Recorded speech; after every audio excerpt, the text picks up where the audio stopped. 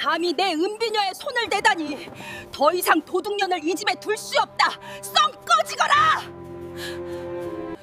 조선시대 한양 외곽 양반가의 막내딸로 태어난 희비는 귀하게 자랄 운명이었지만 어머니가 세상을 떠난 그날부터 모든 것이 뒤바뀌었습니다. 첩이었던 계모 정월선이 정실 자리를 차지한 후 희비는 하녀처럼 구박당하고 조롱받으며 살아야 했습니다. 그러던 어느 날 계모 정월선의 계략으로 도둑 누명을 쓴 희비는 한겨울 눈보라 속에서 단 한 벌의 옷만 입은 채 거리로 쫓겨나게 됩니다.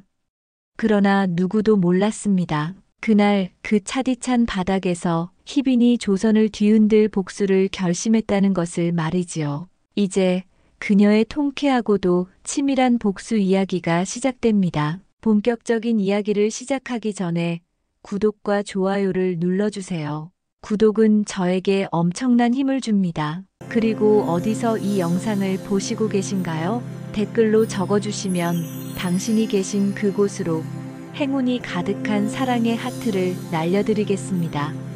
한양 외곽에 있는 구씨 집안의 사랑채 마루에 앉은 구만석은 회색 도포자락을 여미며 입을 열었습니다. 내일 장터에 가거든 쌀 한 섬을 받아오도록 하여라. 값은 내가 이미 치렀으니. 예, 아버님. 희비는 고개를 숙인 채 대답했습니다. 22살의 나이 정실 부인의 막내딸로 태어났지만 지금 그녀가 하는 일은 하녀와 다를 바 없었습니다. 어머니가 병으로 세상을 떠난 지 이미 10년이 넘었습니다. 그 뒤로 아버지는 첩이었던 정월선을 정실 자리에 앉혔고 집안의 모든 것이 달라졌었지요. 정월선은 자신의 자식들인 구갑돌과 구명자를 집안의 중심으로 만들었습니다. 반면 희빈에게는 물 깃기, 마당 쓸기, 심지어 말똥 치우는 일까지 맡겼습니다. 처음엔 억울했지만 이제는 그저 담담할 뿐이었습니다. 이거사,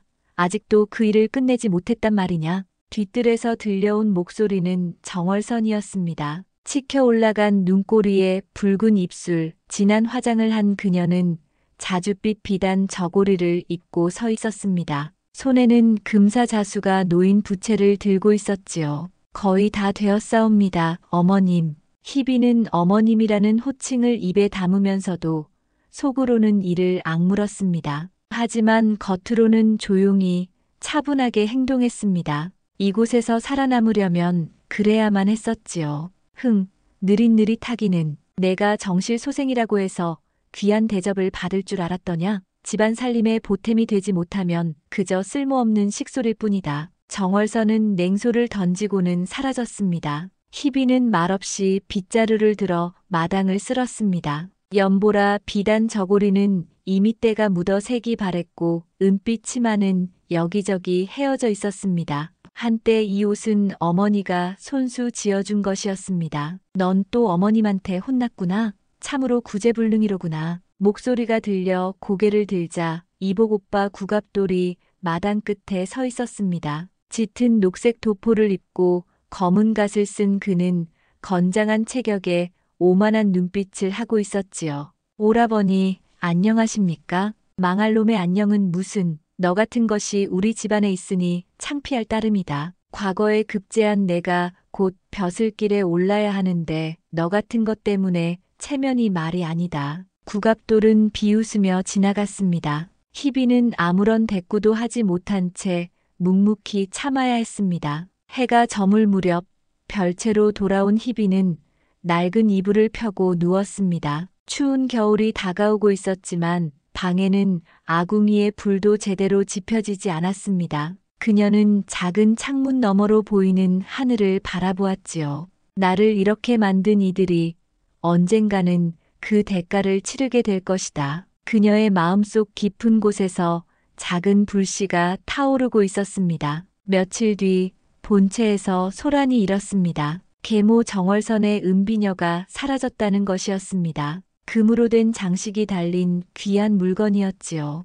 이 집에서 도둑질을 하다니 누구냐? 정월선이 소리를 지르며 하인들을 모두 모았습니다. 그리고 그녀의 눈이 희빈에게 향했습니다. 저 계집의 방을 뒤져보거라. 하인들이 희빈의 별채로 달려갔고 얼마 지나지 않아 이불 속에서 은비녀가 발견되었습니다. 희빈은 눈이 휘둥그레졌습니다. 이건 제가 한 것이 아니옵니다. 증거가 있는데 무슨 소리냐? 정실소생이라는 것이 도둑질까지 하다니 이 집안에 더는 둘 수 없다. 이때 아버지 구만석이 나타나서는 차갑게 말했습니다. 지금 당장 내 집에서 썩 꺼지거라. 더 이상은 딸이라고 생각하지 않겠다. 아버님, 정말 제가 한 것이 아니옵니다. 믿어주십시오. 희빈이 무릎을 꿇었지만 구만석은 고개를 돌렸습니다. 그의 얼굴에는 차가운 무관심만이 가득했습니다. 그날 밤 희빈은 한 벌의 한복만 입은 채 대문 밖으로 내쫓겼습니다. 한겨울이었습니다. 눈발이 날리기 시작했고 바람은 뼈를 애는 듯 차가웠지요. 그녀는 돌아보았습니다. 환하게 불이 켜진 구씨 집안의 본체가 멀어지고 있었습니다. 희빈은 천천히 걸음을 옮겼습니다. 추위에 몸이 떨렸지만 그녀의 눈빛만은 흔들리지 않았습니다. 밤이 깊어갈수록 눈발은 더욱 거세졌습니다. 희빈은 한복 한 벌만 입은 채 한양 거리를 걸었습니다. 발이 시려왔고 손끝은 이미 감각이 없었지요. 그녀는 비틀거리며 걸음을 옮겼습니다. 어디로 가야 하나? 갈 곳이 없었습니다. 친척이라고는 모두 아버지 편이었고 어머니 쪽 친척들은 집안이 몰락하여 연락조차 끊긴 지 오래였습니다. 희빈은 발걸음을 멈추고 주위를 둘러보았지요. 거리는 고요했습니다. 겨울밤이라 사람들은 모두 따뜻한 방 안에 있었습니다. 멀리게 짖는 소리만이 들렸습니다. 희빈은 비어있는 초가집 처마 밑으로 몸을 숨겼습니다. 바람은 막을 수 있었지만 추위는 여전했지요. 이렇게 죽을 수는 없다. 그녀는 두 손을 비비며 몸을 웅크렸습니다. 배에서는 요란한 소리가 났습니다. 아침부터 아무것도 먹지 못했던 탓이었습니다. 눈물이 흘러내렸지만 희빈은 재빨리 손등으로 닦아냈지요. 울면 진다. 저들에게 무릎 꿇는 것이다. 그렇게 동이 트기 시작했습니다. 희빈은 몸을 일으켰습니다. 온몸이 얼어붙은 듯 뻣뻣했지만 그녀는 걸어야 했습니다. 움직이지 않으면 정말로 얼어 죽을 것 같았었지요. 거리로 나온 희빈은 장터 쪽으로 향했습니다. 사람들이 모이는 곳이라면 무언가 먹을 것을 구할 수 있을지도 모른다는 기대감 때문이었습니다. 해가 중천에 떴을 무렵 장터는 사람들로 북적였습니다. 떡 사시오. 갓 만든 시루떡이요. 생선이요. 싱싱한 생선. 상인들의 외침 소리가 요란했습니다. 희빈은 그 사이를 비틀거리며 걸었습니다. 어느 떡 장수 앞을 지나다가 그만 주저앉고 말았습니다. 기운이 빠져 더는 걸을 수가 없었지요. 아씨, 괜찮으시오? 떡 장수가 다가와 물었습니다. 희빈은 고개를 들었습니다. 중년의 여인이 걱정스러운 얼굴로 그녀를 내려다보고 있었습니다. 배가 고프신 듯하오. 이걸 드시오. 여인은 떡 한 조각을 건넸습니다. 희빈은 떨리는 손으로 받아 입에 넣었습니다. 달콤한 맛이 입안에 퍼졌지요. 눈물이 또 흘러내렸습니다. 고맙습니다. 별 말씀을요. 사람이 어찌 굶어서야 되겠소. 그런데 혼자 어찌 이 추운 날씨에 돌아다니시오? 희빈은 대답하지 못했습니다. 무어라 말해야 할지 몰랐습니다. 여인은 더 묻지 않고 떡 한 조각을 더 건네주었지요. 저 모퉁이 공터 근처에 빈 헛간이 있소. 그곳에 가면 찬바람은 피할 수 있을 것이오. 여인은 손짓으로 방향을 알려주었습니다. 희빈은 고개를 깊이 숙여 감사를 표했습니다. 해가 지고 희빈은 떡장수가 알려준 헛간으로 갔습니다. 낡은 건물이었지만 바람을 막기에는 충분했습니다. 그녀는 구석에 자리를 잡고 앉았지요. 몸은 여전히 추웠지만 낮에 먹은 떡 덕분에 조금은 기운이 났습니다.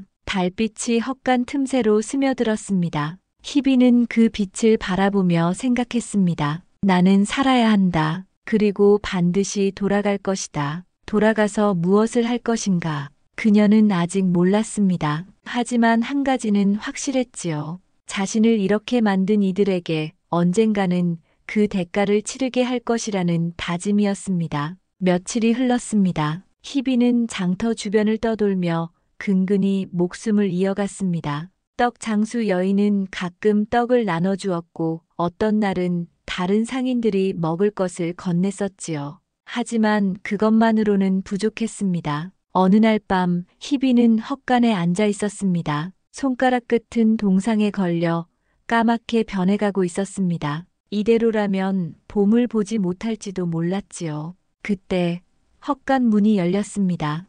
누구십니까?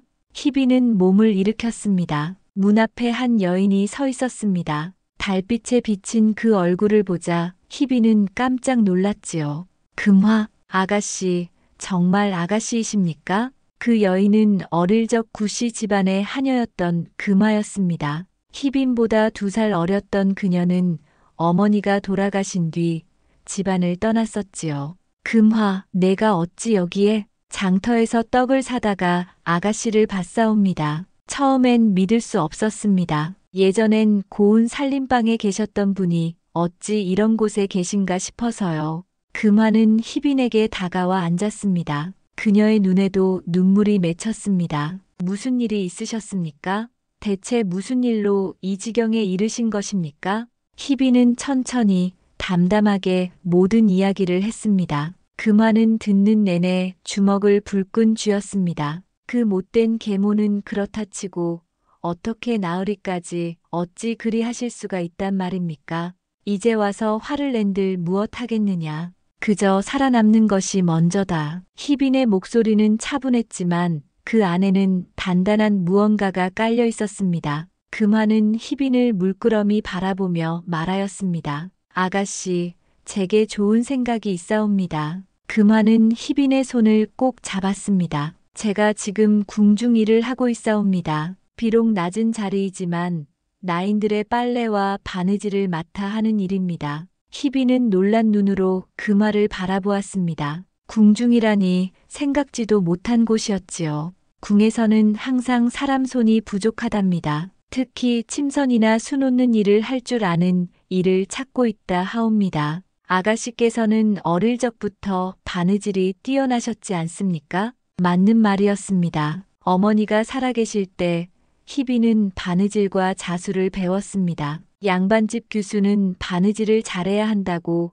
어머니는 늘 말씀하셨지요. 하오나 내가 이 모양인데 궁에서 받아주겠느냐? 희빈은 자신의 해진 옷과 거친 손을 내려다보았습니다. 금화는 고개를 저었습니다. 염려 마십시오. 제가 알아볼 터이니 일단 제 처소로 함께 가시지요. 씻고 따뜻한 밥이라도 드셔요. 그날 밤 금화의 처소에서 희빈은 따뜻한 물로 몸을 씻고 깨끗한 옷으로 갈아입었습니다. 거울에 비친 자신의 얼굴을 보니 여전히 아름다웠습니다. 비록 뺨이 패고 입술이 트긴 했지만 큰 눈과 오뚝한 코는 그대로였지요. 역시 아가씨이십니다. 이렇게 고우신데 어찌 그 집안에서 함부로 대할 수가 있었는지요. 금화는 안타까운 표정을 지었습니다. 희빈은 조용히 미소 지었습니다. 지난 일은 잊기로 하자. 이제 앞만 보고 가야지. 며칠 뒤 금화는 희빈을 궁중 침선 관리를 맡은 나인에게 데려갔습니다. 박나인이라 불리는 그 여인은 50이 넘은 나이였지만 눈빛만은 날카로웠지요. 바느질을 할 줄 안다고? 예, 그러하옵니다. 희빈은 공손히 대답했습니다. 박나인은 천 조각과 바늘, 실을 내밀었습니다. 그럼 한번 해보거라. 이 천에 매화꽃을 수놓아라. 희빈은 자리에 앉아 바늘을 들었습니다. 손은 떨렸지만 오랜 습관이 몸에 배어 있었습니다. 천천히 정성스럽게 매화꽃 한 송이를 수놓았지요. 꽃잎 하나하나에 정성을 들였고 가지의 곡선까지 살려냈습니다. 수놓아진 천을 들고 자세히 살펴보던 박나인의 눈이 커졌습니다.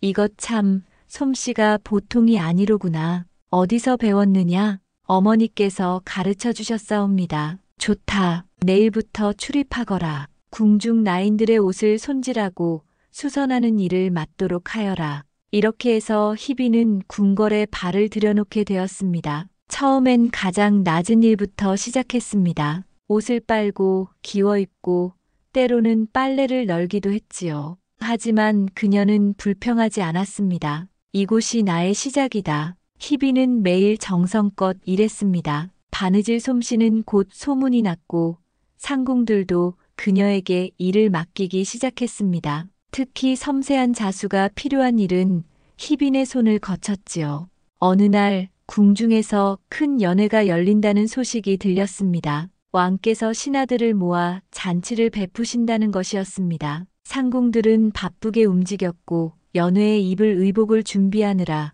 정신이 없었지요. 희빈아, 이 치마에 봉황 문양을 수놓아야 하는데 내가 해줄 수 있겠느냐? 박나인이 물었습니다. 붉은 비단 치마였는데 자수가 들어갈 자리가 비어 있었습니다. 해보겠사옵니다. 희빈은 밤을 새워 봉황을 수놓았습니다. 금실과 은실을 섞었으며 봉황의 깃털 하나하나를 살려냈습니다. 날개를 펼친 모습은 마치 하늘을 나는 듯 했지요. 다음 날 아침 박나인은 그 치마를 보고 감탄했습니다. 이런 솜씨는 처음 보는구나. 이 치마는 상궁마마께서 입으실 것인데 틀림없이 기뻐하실 게다. 연회날이 되었습니다. 희빈은 평소처럼 뒤편에서 일을 거들고 있었습니다. 그때 연회장으로 가던 중 한 무리의 사람들이 지나가는데 그 가운데 한 사람의 눈이 희빈을 향했지요. 황금빛 용포를 입은 그는 왕이었습니다. 28의 젊은 왕 이연은 희빈을 한참 바라보았고 희빈은 황급히 고개를 숙였습니다. 저 여인은 누구냐? 왕의 목소리가 들렸습니다. 옆에 있던 내관이 대답했습니다. 침선방에서 일하는 여인이옵니다. 전하. 그러한가? 왕은 더 이상 말하지 않고 지나갔습니다. 하지만 희빈을 향한 그의 시선은 오래도록 남아있었지요. 그날 밤 금화가 희빈을 찾아왔습니다. 아가씨, 들으셨습니까? 전하께서 아가씨를 보셨다고 하옵니다. 내가 뭐 대단한 사람이라고 전하께서 나를 기억하시겠느냐? 희빈은 담담히 말했지만 가슴 한편이 두근거렸습니다. 왕의 눈빛 속에서 무언가 특별한 것을 보았기 때문이지요. 호기심과 관심, 그리고 묘한 끌림 같은 것이었습니다. 아가씨께서는 정말 복이 있으신 것 같사옵니다. 이렇게 궁에 들어오시고 전하의 눈에까지 띄시다니. 금화는 기뻐했지만 희빈의 마음은 복잡했습니다. 왕의 관심이 좋은 것인지 나쁜 것인지 아직은 알 수 없었지요. 하지만 한 가지는 분명했습니다. 이것이 기회일 수도 있다. 희빈은 창밖을 바라보았습니다. 달이 밝게 떠 있었고 차가운 바람이 불었습니다. 하지만 이제 그녀는 춥지 않았습니다. 따뜻한 방 안에 있었고 내일을 기약할 수 있었으니까요.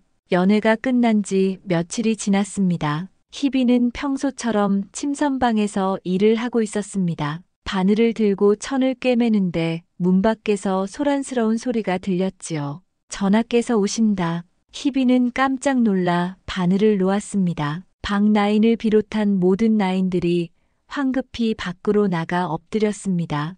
희빈도 서둘러 따라 나가 고개를 숙였지요. 평신들 하여라. 내관의 목소리가 들렸습니다. 희빈은 고개를 든 채 앞을 보지 못하고 바닥만 응시했습니다. 왕의 발걸음 소리가 가까워졌습니다. 연회 때 봉황 문양을 수놓은 이가 누구였느냐? 박나인이 대답했습니다. 희빈이라는 아이옵니다. 전하. 희빈은 고개를 들어보거라. 희빈은 천천히 고개를 들었습니다. 왕이 바로 앞에 서 있었지요. 그의 검은 눈동자가 희빈을 바라보고 있었습니다. 단정한 이목구비와 근엄한 분위기, 하지만 그 눈빛만은 부드러웠습니다. 솜씨가 뛰어나다 하던데 과연 그러하더구나. 내가 수놓은 봉황이 마치 살아 움직이는 듯 하더라. 황송하옵니다, 전하. 희빈은 고개를 다시 숙였습니다. 왕은 잠시 말없이 그녀를 바라보았지요. 내전에 필요한 병풍을 하나 준비하고자 한다.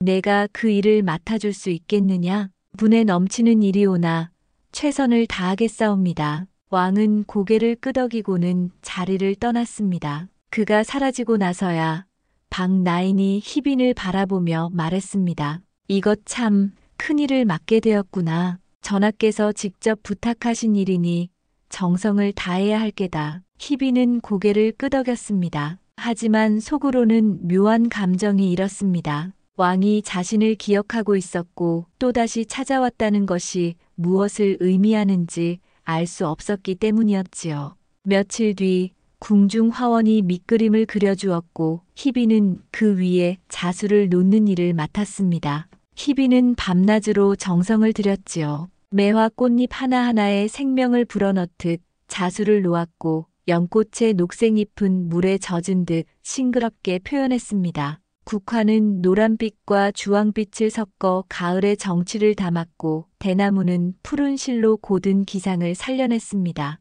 한 달이 걸려 병풍이 완성되었습니다. 박나인은 그것을 보고 감탄을 금치 못했지요. 이런 솜씨는 평생 처음 보는구나. 전하께서 틀림없이 기뻐하실 게다. 병풍은 내전으로 옮겨졌고 며칠 뒤 왕으로부터 전갈이 왔습니다. 희빈을 불러 포상을 내리겠다는 것이었습니다. 희빈은 내전의 작은 편전으로 불려갔습니다. 왕이 홀로 앉아 있었고 옆에는 병풍이 펼쳐져 있었습니다. 들어오너라. 희빈은 들어가 절을 올렸습니다. 왕은 병풍을 가리키며 말했지요. 참으로 훌륭하구나. 이 병풍을 볼 때마다 계절의 아름다움이 느껴진다. 내 솜씨에 감탄하지 않을 수 없다. 황송하옵니다, 전하. 왕은 자리에서 일어나 희빈 앞으로 다가왔습니다. 그의 눈빛이 예사롭지 않았습니다. 내 이름이 희빈이라 했지. 어찌 이리 섬세한 솜씨를 지니게 되었느냐?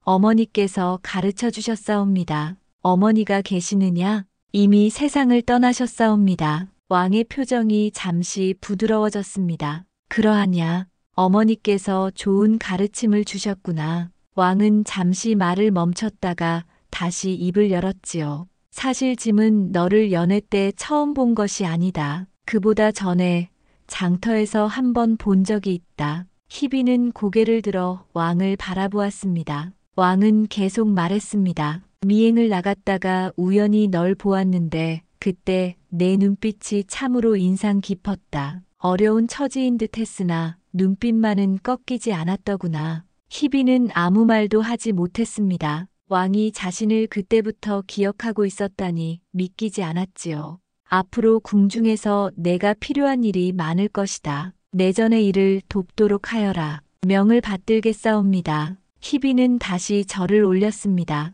왕은 그녀를 물끄러미 바라보다가 자리로 돌아갔습니다. 그날 밤 금화가 찾아왔을 때 희비는 창밖을 바라보고 있었습니다. 아가씨, 정말 대단하십니다. 이제 내전의 일까지 맡으시다니요. 금화야, 이게 정말 좋은 일일까?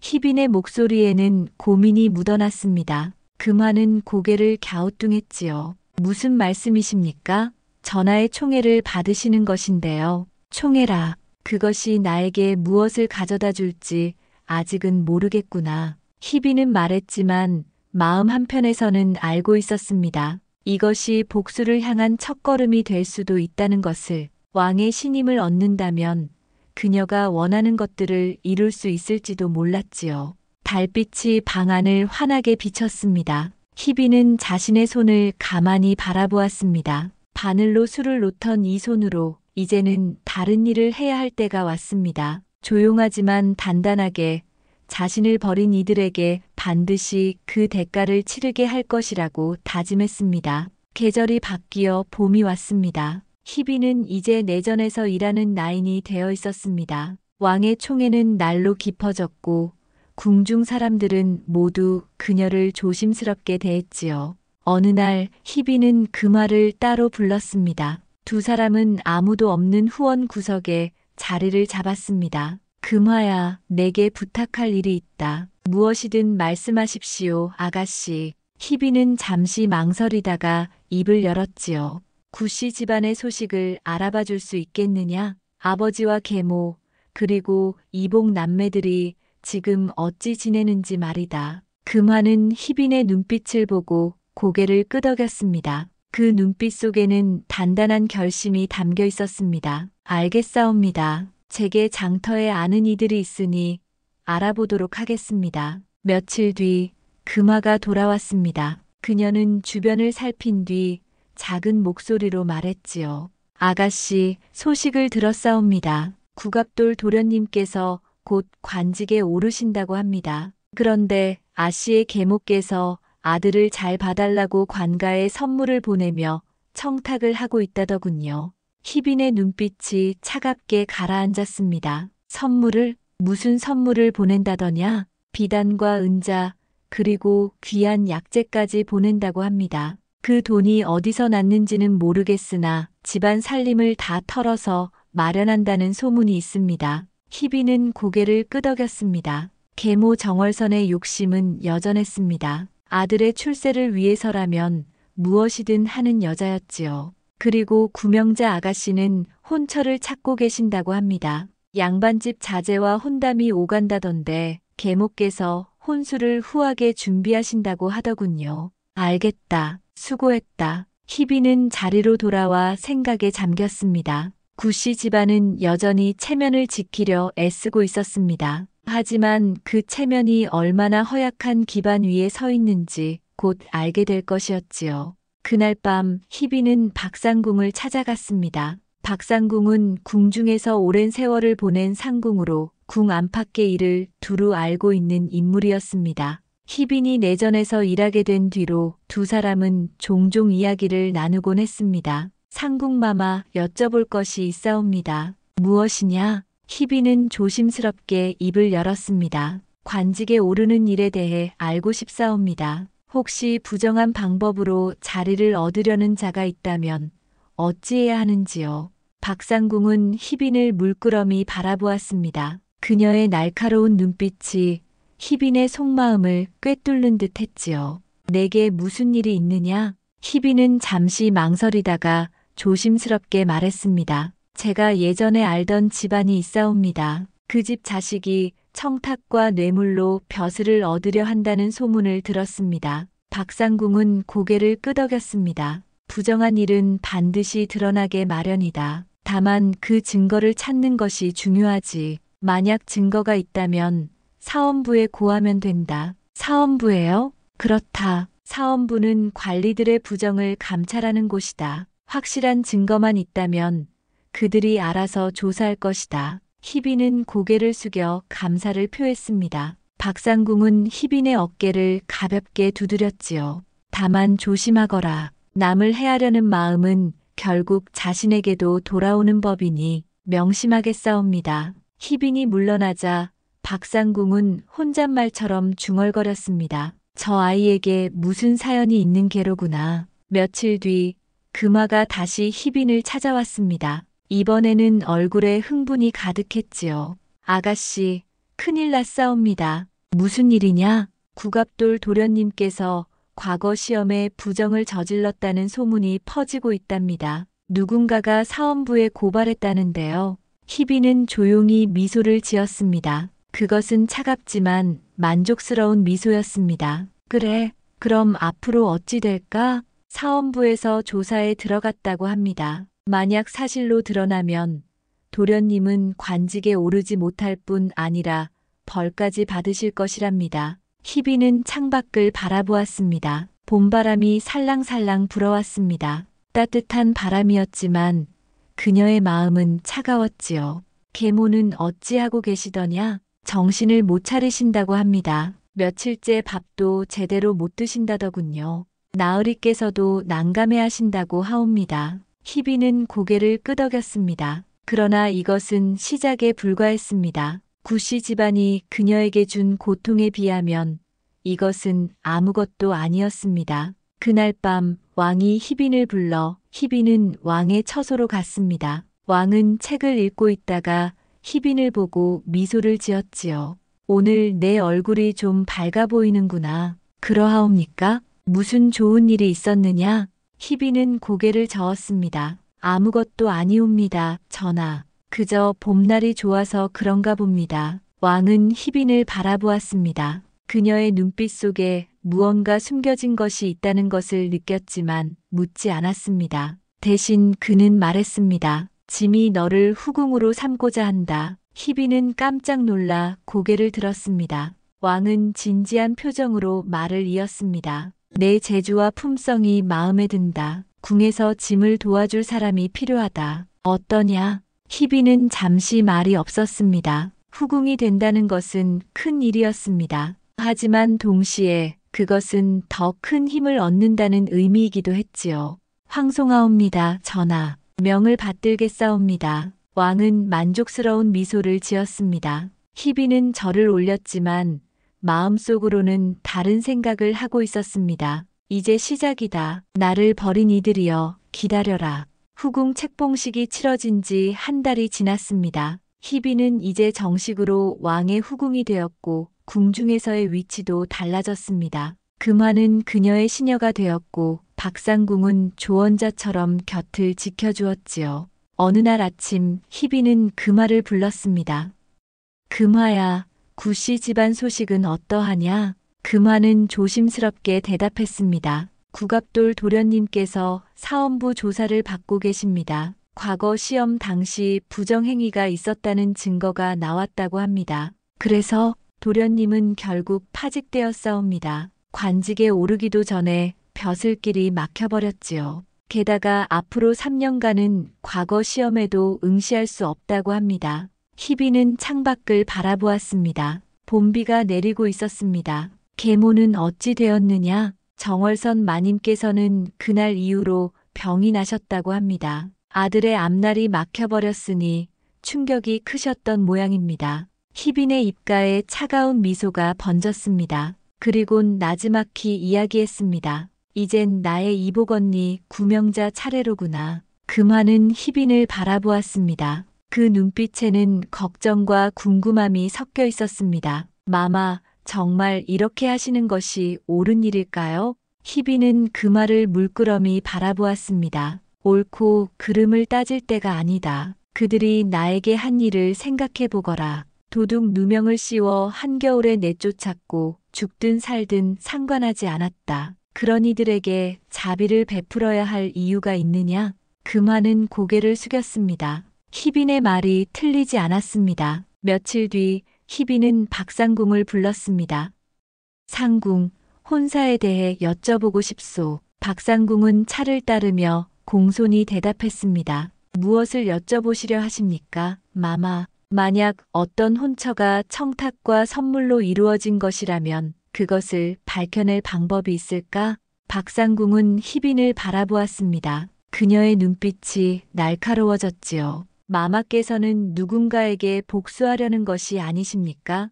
희빈은 잠시 망설이다가 고개를 끄덕였습니다. 숨기지 않겠소. 과거에 나를 죽음 앞까지 몰고 간 집안 사람들이 있소. 그들이 계속해서 부정한 방법으로 출세하려 하는 것을 보고만 있을 수 없소. 박상궁은 한숨을 내쉬었습니다. 혼사의 경우 만약 청탁과 선물이 오갔다는 증거가 있다면 상대방 집안에 알리는 것이 가장 확실합니다. 양반가에서는 체면을 무엇보다 중시하니 그런 사실이 밝혀지면 혼사는 자연히 파하게 될 것입니다. 증거는 어찌 찾을 수 있을까? 편지나 선물 목록 혹은 증인이 있어야 합니다. 하지만 이런 일은 매우 조심스럽게 처리하셔야 합니다. 자칫하면 마마께서 오히려 해를 입으실 수 있사옵니다. 희빈은 고개를 끄덕였습니다. 명심하겠소. 그날 밤 희빈은 금화에게 지시를 내렸습니다.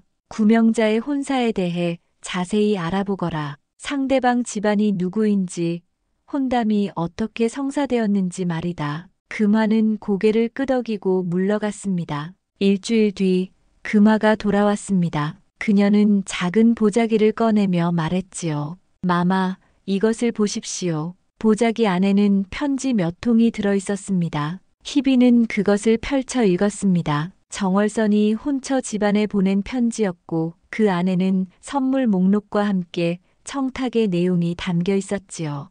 이것을 어찌 구했느냐? 구씨 집안의 하인 중 한 명이 계모를 못마땅하게 여기고 있었습니다. 제가 옛날 인연을 이야기하며 부탁하니 몰래 베껴준 것입니다. 희빈은 편지를 다시 펼쳐들었습니다. 이것이면 충분했습니다. 잘했다. 이제 이것을 혼처 집안에 전해야겠구나. 어찌 전하실 생각이십니까? 희빈은 잠시 생각하다가 말했습니다. 익명으로 보내야 한다. 누가 보낸 것인지 알면 안 되니까 혼처 집안의 가장에게 직접 전달되도록 하거라. 금화는 고개를 끄덕였습니다. 며칠 뒤 구명자의 혼처 집안에 편지가 전달되었습니다. 그리고 그 다음 날 구씨 집안에 파혼 통보가 왔습니다. 혼처 집안에서는 청탁과 선물로 혼사를 성사시키려 한 것에 대해 크게 분노했고 더 이상 혼담을 진행할 수 없다고 통보한 것이었지요. 구명자는 그 소식을 듣고 정신을 잃고 쓰러졌습니다. 며칠 동안 방에서 나오지 않았고 밥도 먹지 않았습니다. 정월선은 더욱 큰 충격을 받았습니다. 아들의 벼슬길이 막힌 데 이어 딸의 혼사마저 파하게 되었으니 이제 집안의 체면은 완전히 무너진 것이나 다름없었지요. 금화가 이 소식을 전하자 희비는 조용히 고개를 끄덕였습니다. 이제 두 사람은 끝이 났구나. 마마, 이제 계모 차례이십니까? 희비는 창밖을 바라보았습니다. 달이 밝게 떠 있었습니다. 그렇다. 이제 정월선과 아버지가 남았다. 그들이야말로 진짜 벌을 받아야 할 사람들이다. 희빈의 목소리는 차분했지만 그 안에는 단단한 결의가 담겨 있었습니다. 복수는 이제 절반을 넘어섰고 마지막 순간이 다가오고 있었지요. 궁궐에서의 여름이 깊어가고 있었습니다. 궁궐의 연못에는 연꽃이 활짝 피어 있었습니다. 희비는 연못가를 거닐며 생각에 잠겨 있었지요. 구갑돌의 벼슬길이 막히고 구명자의 혼사가 파한 지 한 달이 지났습니다. 이제 정월선 본인을 무너뜨려야 할 때였습니다. 하지만 어찌해야 할까? 희비는 고민에 빠졌습니다. 그때 금화가 달려왔습니다. 마마, 급한 소식이 있사옵니다. 무슨 일이냐? 정월선 마님께서 또다시 관가에 뇌물을 보내려 한다고 합니다. 이번에는 아들의 명예를 회복시키기 위해서라고 하옵니다. 희빈의 눈빛이 차갑게 빛났습니다. 또다시, 예, 구씨 집안의 하인이 전해준 소식입니다. 마님께서 은자와 비단을 준비하고 계신다고 하옵니다. 희빈은 잠시 생각에 잠겼습니다. 이것은 기회였습니다. 정월선을 완전히 무너뜨릴 수 있는 기회였지요. 금화야, 그 하인을 데려오거라. 내가 직접 만나보겠다. 며칠 뒤 희비는 궁궐 후원의 한적한 곳에서 금화가 말해준 그 하인을 만났습니다.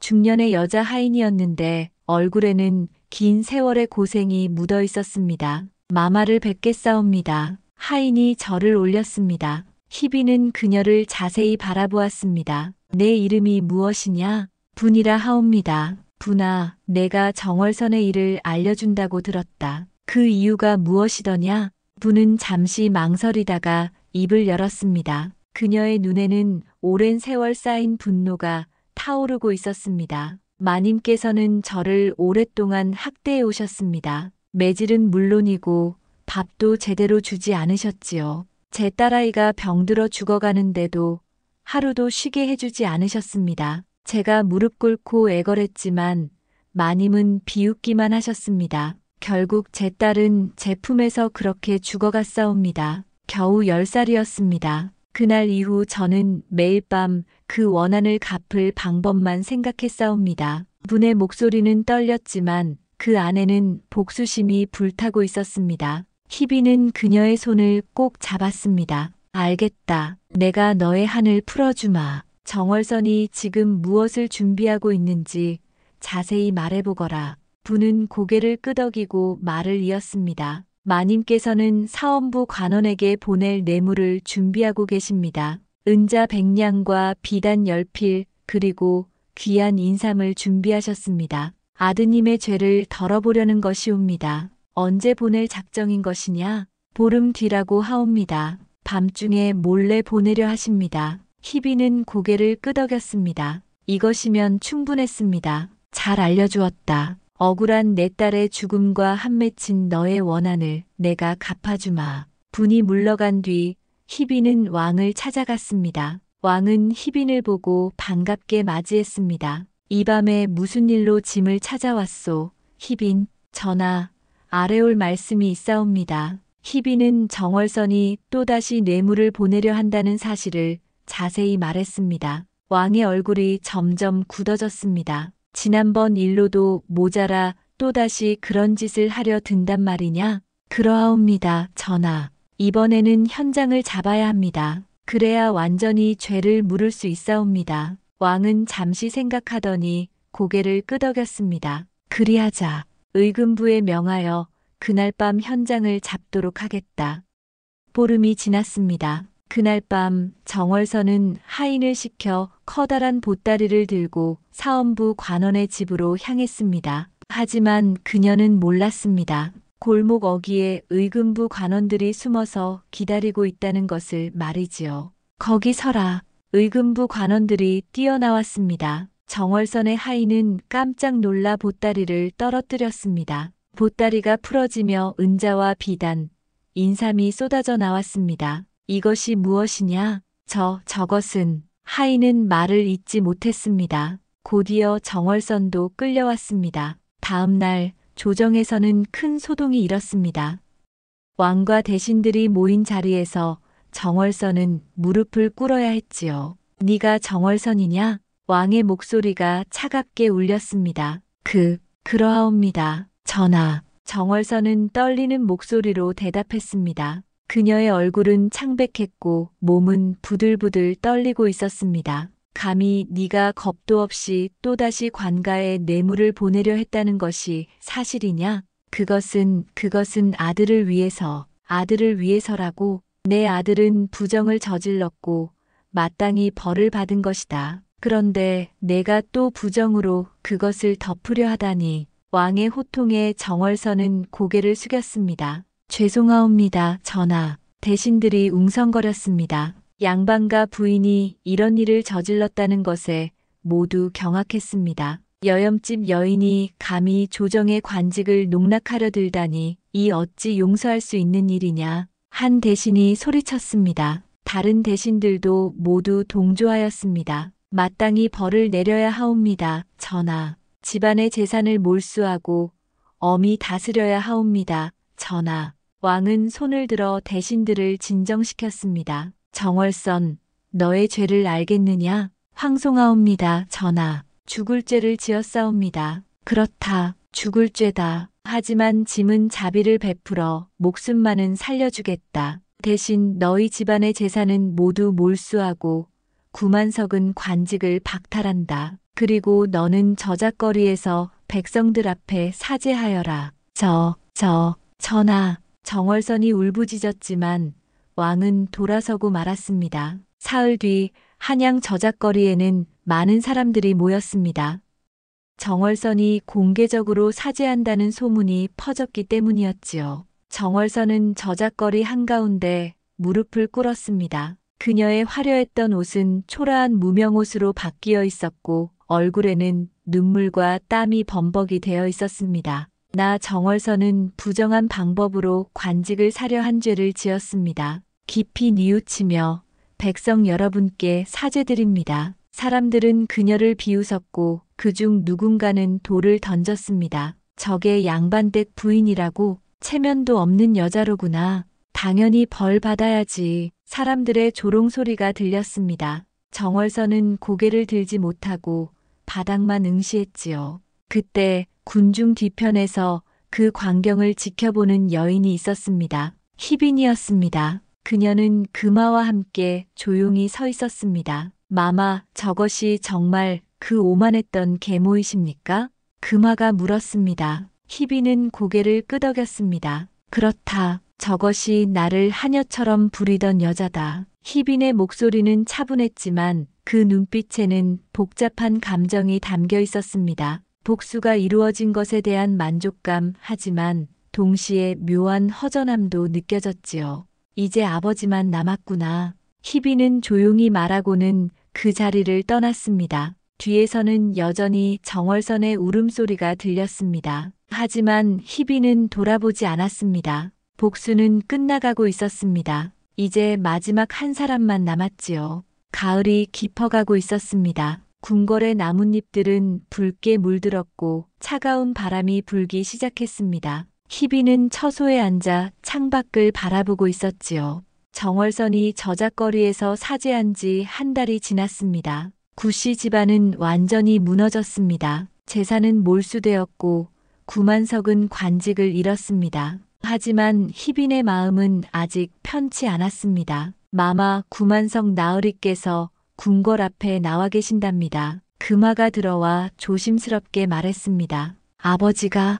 희빈은 놀라 고개를 들었습니다. 예, 마마를 뵙고 싶다고 하십니다. 사흘째 국문 앞에서 기다리고 계신답니다. 희빈은 잠시 망설였습니다. 아버지를 만나야 할까? 그를 보면 무슨 말을 해야 할까? 하지만 결국 희빈은 고개를 끄덕였습니다. 알았다. 만나보마. 이틀 뒤 희빈은 궁궐 후원의 작은 정자에서 자신을 내쳤던 아버지인 구만석을 만났습니다. 한때 위풍당당했던 그는 이제 초라한 모습이었습니다. 회색 도포는 때가 묻어 있었고 얼굴에는 주름이 깊게 패여 있었지요. 희빈아. 구만석이 떨리는 목소리로 말했습니다. 희빈은 차가운 눈빛으로 그를 바라보았습니다. 나으리께서 저를 찾으셨다고 들었습니다. 희빈아, 나는. 구만석은 말을 잇지 못했습니다. 희빈은 그를 물끄러미 바라보았습니다. 무엇을 말씀하시려는 것입니까? 용서를 구하시려는 것입니까? 그렇다. 아비가 잘못했다. 너를 내쫓은 것도, 너를 믿지 않은 것도 모두 내 잘못이었다. 희빈은 차가운 웃음을 지었습니다. 이제 와서 그런 말씀을 하시는군요. 집안이 무너지고 나서야 말입니다. 희빈아, 나는 정말 몰랐다. 정월선이 너에게 그렇게 했다는 것을, 은비녀를 내 방에 숨긴 것도 몰랐다. 몰랐다고요? 희빈의 목소리가 높아졌습니다. 나으리께서는 보고도 못 본 척 하셨습니다. 제가 하녀처럼 일하는 것도, 제가 엄동설안에 내쫓겨 목숨이 위태로운 것도 모두 보셨으면서 외면하셨습니다. 그것이 더 큰 죄입니다. 구만석은 고개를 숙였습니다. 그의 눈에서 눈물이 흘러내렸지요. 미안하다. 아비가 미안하다. 다시 한번 기회를 다오. 내가 너를 제대로 대접하겠다. 희빈은 그를 바라보았습니다. 한때는 그리워했던 아버지였습니다. 어머니가 돌아가신 뒤 그의 관심을 받고 싶었습니다. 하지만 이제는 아니었습니다. 나으리, 아니 아버지. 희빈의 목소리는 차분했습니다. 저는 이미 죽었던 사람입니다. 한겨울거리에 내쫓겼을 때 저는 죽었습니다. 지금의 저는 다른 사람입니다. 그 추운 겨울을 견디며 다시 태어난 사람이지요. 희빈아, 저는 아버지를 용서하지 않을 것입니다. 하지만 더 이상 해치지도 않을 것입니다. 이미 받을 벌은 다 받으셨으니까요. 희빈은 자리에서 일어났습니다. 이제 가십시오. 다시는 저를 찾지 마십시오. 구만석은 무릎을 꿇고 울부짖었지만 희빈은 돌아서고 말았습니다. 그녀의 눈에서도 눈물이 흘러내렸지만 그 눈빛만은 흔들리지 않았습니다. 며칠 뒤 희빈은 왕의 처소에서 왕과 마주 앉았습니다. 왕은 차를 마시며 희빈을 바라보았습니다. 복수는 끝났느냐? 희빈은 고개를 끄덕였습니다. 그러하옵니다, 전하. 이제 내 마음은 편하냐? 희빈은 잠시 망설이다가 대답했습니다. 편하지는 않습니다. 하지만 이제는 앞을 볼 수 있을 것 같습니다. 왕은 미소를 지었습니다. 그것으로 충분하다. 복수는 과거를 정리해 줄 뿐이지 행복을 가져다 주는 것은 아니니까 말이다. 희빈을 바라보는 왕의 눈빛은 여전히 따뜻했습니다. 전하, 제가 여쭤봐도 되겠습니까? 무엇이든 물어보거라. 전하께서는 왜 저를 도와주셨습니까? 제가 복수하는 것을 막지 않으셨습니까? 왕은 잠시 생각하다가 대답했습니다. 짐이 본 너는 억울함을 참지 못하는 사람이었다. 그리고 그 억울함은 정당했다. 부정한 이들이 벌을 받는 것, 그것은 정의다. 짐은 정의를 막을 수 없었다. 희빈은 고개를 숙였습니다. 감사합니다, 전하. 이제 복수는 끝났다. 그렇다면 앞으로 무엇을 하고 싶으냐?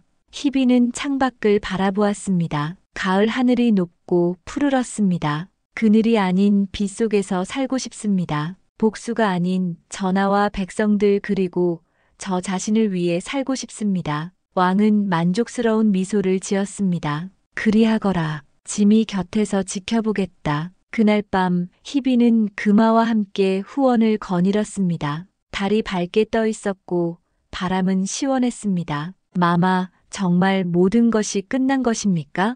금화가 물었습니다. 희비는 고개를 끄덕였습니다. 그렇다. 이제 끝났다. 앞으로는 어찌하실 생각이십니까?